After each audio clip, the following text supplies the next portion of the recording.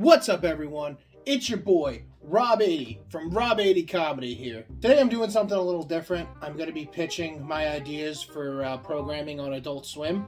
Adult Swim is a station that has like a very specific kind of vibe.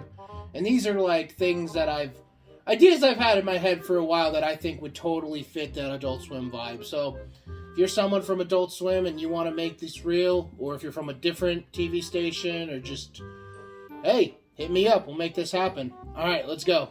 First idea I have is for a television show.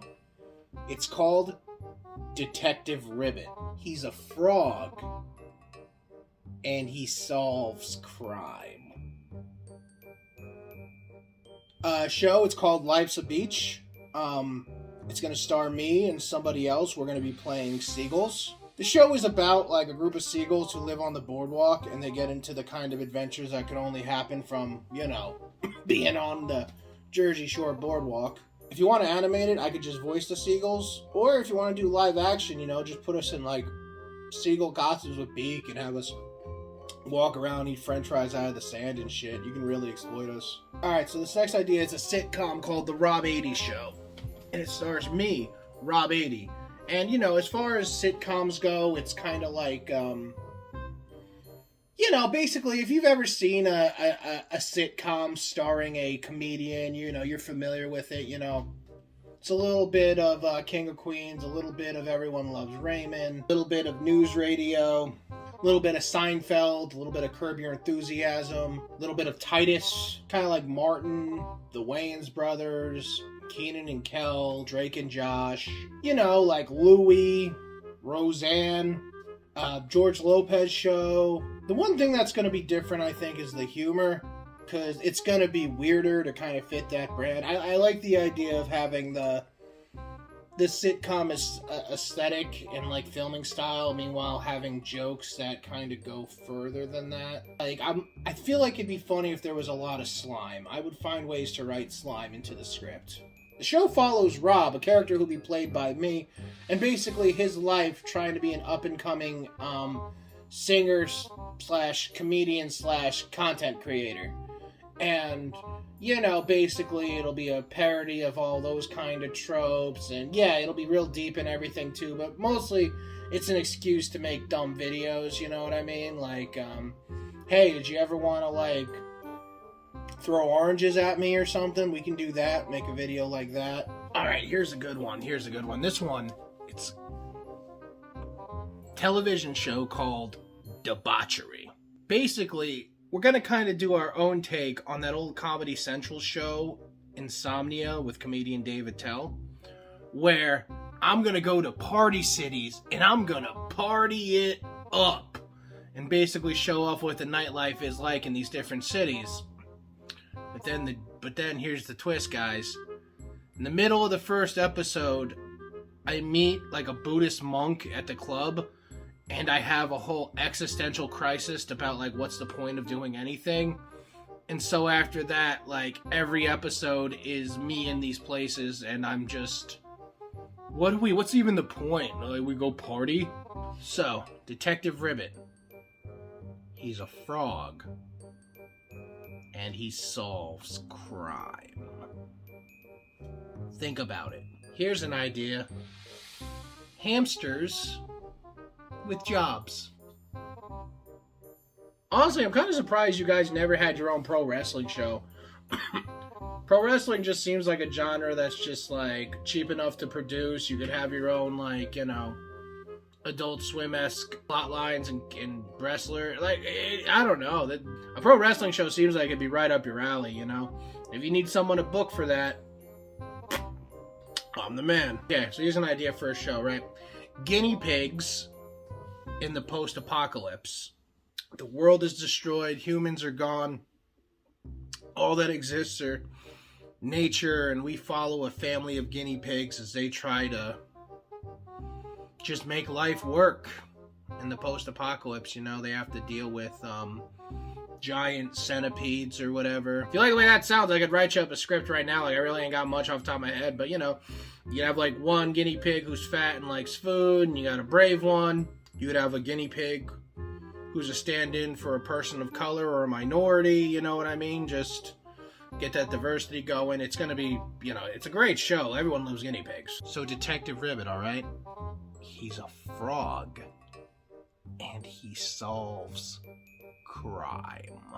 We should do like on the street segments, kind of like Eric Andre's show, but instead of like acting goofy and messing with people, it's about me being too shy to actually talk to anyone. So I just kind of look silly and I just kind of go about my day because I can't bring up the courage to actually put myself out there. This next is going to be kind of like an analog horror short kind of thing. It's called Tommy's Not Breathing.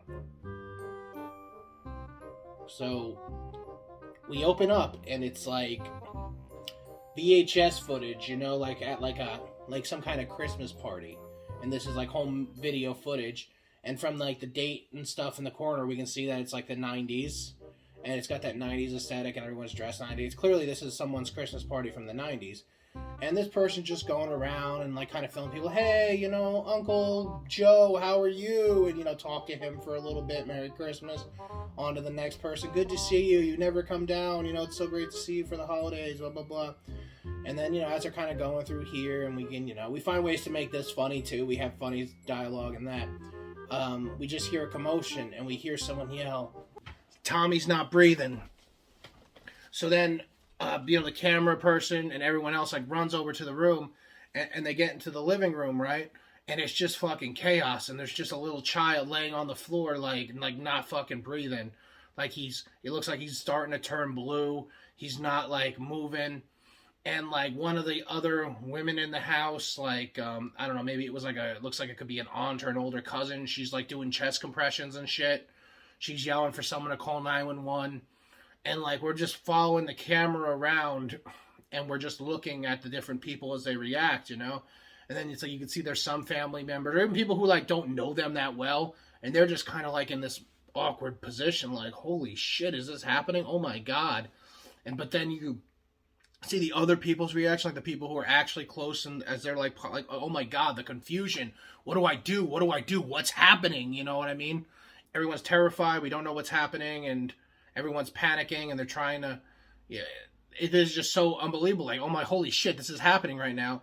And we see the one cousin's crying, like we were just wrestling and I put him in a chokehold and he stopped moving, and like the cousin's just like, he's like sobbing hysterically because like, he's thinking he just killed his little cousin. So he's losing, he's rightfully upset and his mother's like holding him, trying to comfort him. Meanwhile, Tommy, who's not breathing, his mother's laying beside him, just holding his hand, and she's just crying and muttering to herself something. We get a shot of Tommy just laying there. He's not moving. His face is blue. Lips are blue. We hear someone on the phone, with 911 presumably, just like, they were wrestling and now he's not breathing, explaining the situation. And the camera pulls over to Tommy's lifeless body. Face is blue. Lips are blue.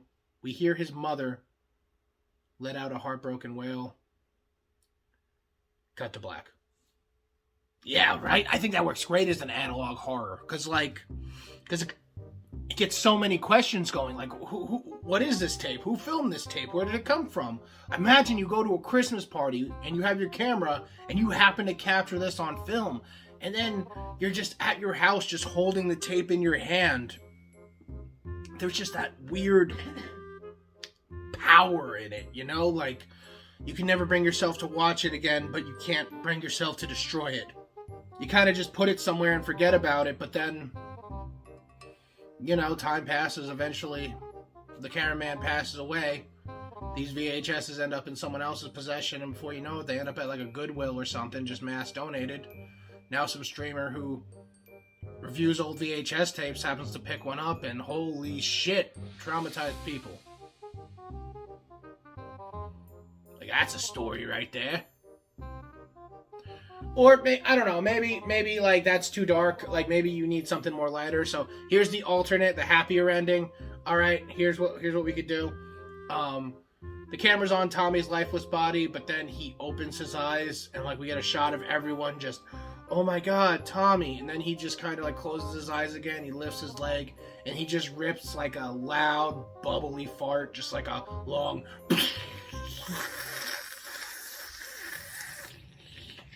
And we see like a stinky fart cloud kind of coming out of like, his butt area, just permeating the room. And then it kind of swirls up and it makes the Adult Swim logo. Perfect bumper right there. So, picture this, all right?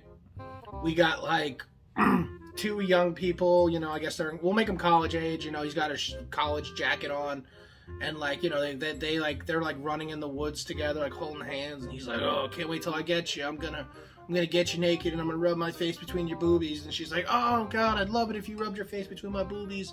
Come do it, you big hunk of a man. And they like, oh, I'm gonna do it. And they run down to a lakeside, and he like almost, pulls her to the ground, and they start like making out and like play wrestling a bit, and then he like starts like kissing her and stuff, and she's like, oh, this is so good. And she like reaches her hand out, and then all of a sudden she touches another hand, and she looks over, and we just see that there's a dead body floating in the river, like someone who's been there for a while. He's bloated, he's laying face down, he's been like choked to death with like a piece of rope, and it's still just hanging on his neck, and his eyes are kind of bugged, and he's kind of like, like decayed. And the woman screams, right? The woman screams, and then it cuts to like, the police are there investigating or whatever. And one of the cops is just like, murder in the swamp. That's, we need to find out who did this. This guy was killed very viciously, and we've never seen a murder like that in this swamp before. We need, we're concerned about it. We need to find the sick son of a bitch who did this, right? And then the cop's just like, well, we should ask our best detective. What do you think, Detective Ribbit? And then the camera pulls over, and there's Detective Ribbit. And he's just kind of like sitting there, just being a frog, just kind of, maybe he does like that throat thing they do. Slowly blink his eyes or whatever. And yeah, after that, the episode kind of writes itself, you know what I mean? So, Detective Ribbit is $1 million idea, and I think Detective Ribbit could be your next big franchise. I could see Detective Ribbit merch. I could see Detective Ribbit calendars. I could see Detective Ribbit plushies. I could see Detective Ribbit toys and like collectible action figures, like those ones that like those nerds buy that are like, you spend like a couple $100 on a bus. That's what they're called, those stupid nerdy statues. Yeah, you buy a nerdy statue of Detective Ribbit, or maybe the supporting characters. I haven't even gotten into the supporting characters. One of the supporting characters is going to be an assassin who's a squirrel. Maybe you want to do a crossover with Secret Squirrel. Maybe Secret Squirrel has gone rogue and now he's an assassin. We could, I don't know, you want to make that a thing. Or there's going to be a capybara who's a bartender. We call him the Copy Bartender. And he just kind of, he's just... Have you ever seen capybaras? Capybaras are adorable. He's a frog and he solves crime. Let's be real here, okay? $1 million idea, Detective Ribbit. We know this. I put on this hat. It just makes me look like... Michael Moore. Gross. I don't wear baseball caps because they make me look like Michael Moore.